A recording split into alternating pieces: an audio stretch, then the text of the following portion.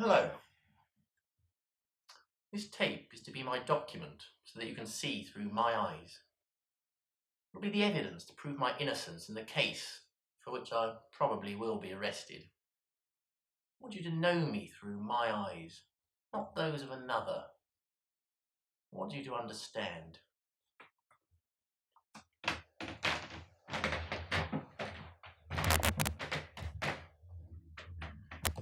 What's important to you?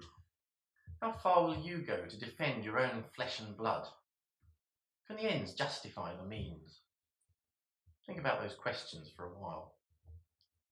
This is my family. My wife, Anne. My son, David. Some societies believe that it takes a whole village to raise a child, that only a whole community can give the values a child needs to be strong. My family gave me their values, and old-fashioned as it may seem, I base my life on them. I see no reason to depart from what has proved right for generation upon generation. I believe in the family as the cornerstone of our society. Without it, children can have no access to a moral foundation. Without a moral foundation, they can have no faith in anything. People without faith are aimless and weak. Weak people become corrupt and depraved, easily led. I want my child to have my morals so that he'll grow up to be a man of conviction.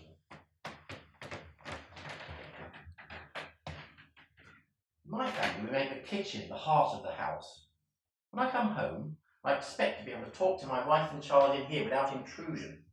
It should be a haven for us from the outside world. I'm sorry, I'm too serious. I suppose I feel unsure in the kitchen, because it's my wife's domain. She rules in here, and we have a very traditional relationship. She looks after the home, and I go out to work. It's natural. We can learn so much from the natural world about how to live as families. There's so much to appreciate in the blind instinct an animal family has to protect its young from predators, from danger.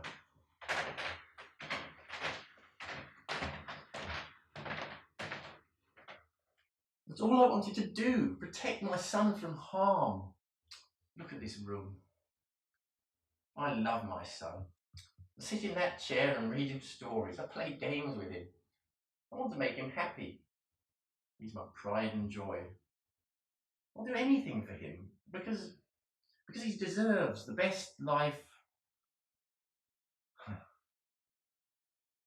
That's his godfather and godmother. We all came from the same community. We all attended the same schools. We're together. When I did what I did, I was compelled by honour for my family, by respect for my son and his forefathers. I have no regret.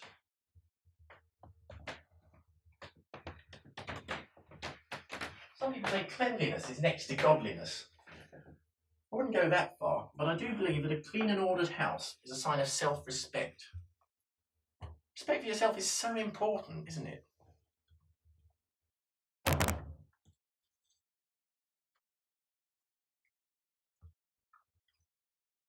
Some people have no self-respect, no respect for the feelings of others, no respect for the laws of nature, of the moral laws. And yet we so rarely punish those who break such laws. Why? Do we have no faith in ourselves to distinguish between right and wrong?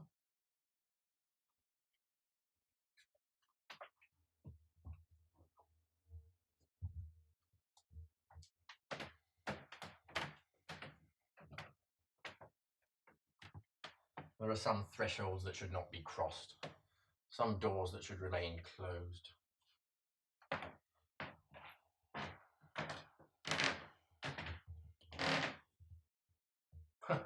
My wife has developed a taste for the arts. She buys abstract work where the meaning shifts, depending on your interpretation. I find no sense in such things, only chaos, wretched confusion. However, I'm a tolerant man, and I realise people have to express themselves. Still, as a man of belief, I do find a wandering imagination disturbing. Do you know what happens when a wandering imagination conflicts with an immovable faith?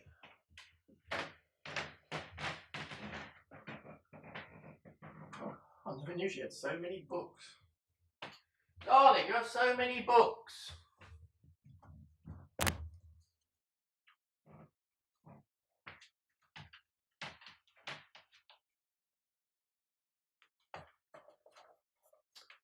I don't much care for literature, but this is special.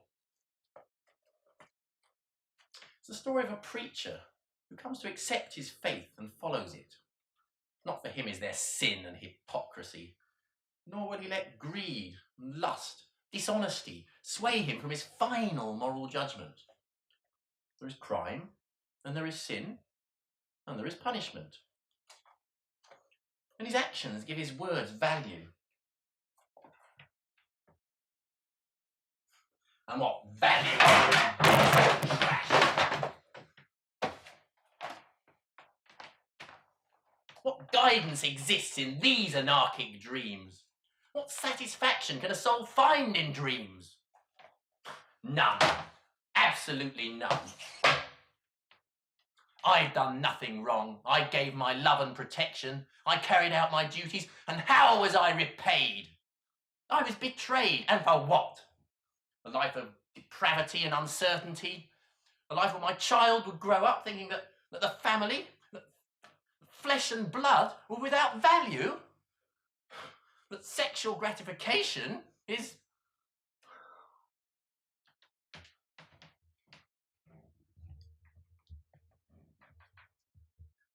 Would I let my wife take a lover, take my child from me so that he would grow up to be corrupt and weak? I think not. I practice what I preach. I'm true to myself. I have no doubt about my moral vision. The family must be protected from sin.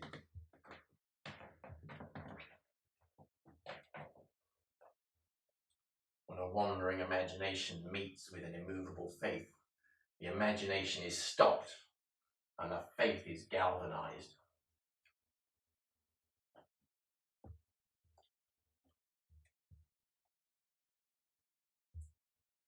My wife, she's mine forever. I will not suffer a separated family because I respect my parental responsibilities. My conscience is clear.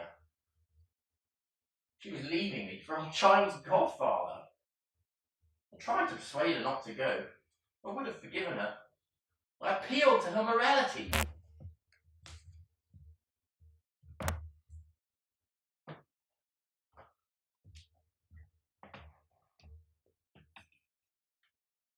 But there was no morality left within her.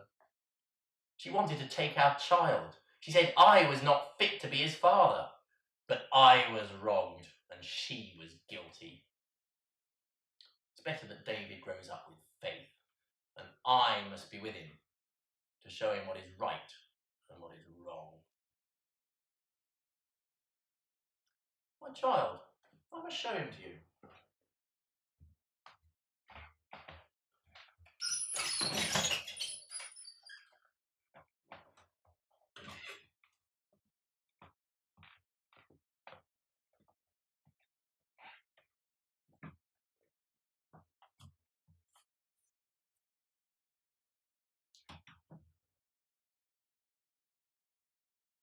He'll be all right.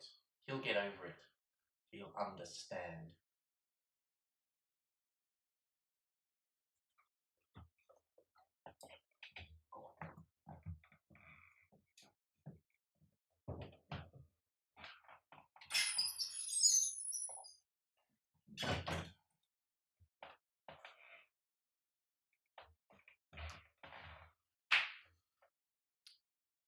You see, it's better this way. It's a clean separation of the family. Death doesn't carry the confusion divorce does. I'm the father of the child and I'll raise him. He'll have honour, pride, values, not liberal sentiment that justifies anything. And he'll have faith. Think on that. Judge me through my eyes, not the words of the trash media or the sentence of some jury.